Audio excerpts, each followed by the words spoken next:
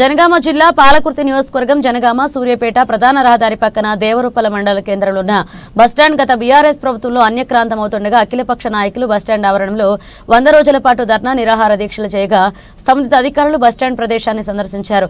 నిత్యం ఆయా గ్రామాల నుంచి వచ్చే ప్రజలు, సుదూరాలకు వెళ్లే ప్రయాణికులు, ముఖ్యంగా మహిళలు ఇబ్బందులు పడకుండా బస్టాండ్ స్థలంలో సులభ్ కాంప్లెక్స్ నిర్మించడానికి బీఆర్ఎస్ ప్రభుత్వ పాలక వర్గానికి అధికారులు ఆదేశాలు జారీ చేశారు.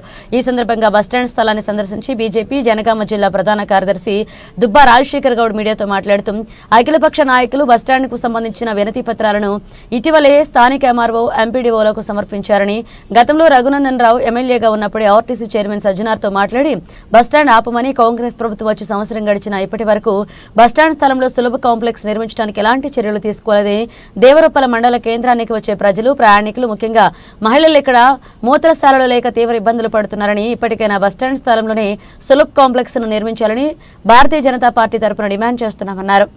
చౌరస్తాలో ఉన్న బస్టాండ్ను కొంతమంది పెద్దలు ఆక్రమించి ప్రైవేట్ రిజిస్ట్రేషన్ చేసుకోవడం జరుగుతుంది. మేము గతంలో ఒక 2 సంవత్సరాల క్రితమే రఘునందన్ రావు గారు ఎమ్మెల్యే గారు ఉన్నప్పుడే ఆ రోజు మేము ఇదే ఆర్టీసీ చైర్మన్ సజ్జనాథ్ గారితో మాట్లాడించి అది ఆపేయడం జరిగింది.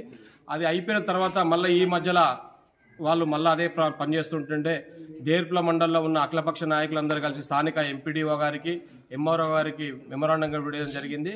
అది ఎట్టి పరిస్థితుల్లో భారతీయ జనతా పార్టీ మండల శాఖ తరఫున మేము డిమాండ్ చేస్తున్నాం. అక్కడ సులభ కాంప్లెక్స్ కట్టాల్సిందే. ఇంకే ఎవరు ఎటువంటి తొత్తులు వచ్చినా భయపడేది లేదు, వెనకడుగేసేది లేదు. అది దానికి మేము ఎంతవరకైనా తెగించి కొట్లాడతాం. దాన్ని కొట్లాడే వరకు చేసే బాధ్యత మన భారతీయ జనతా పార్టీ అందరి తరఫున మేము తీసుకొని చేస్తున్నాం అని చెప్తున్నాం.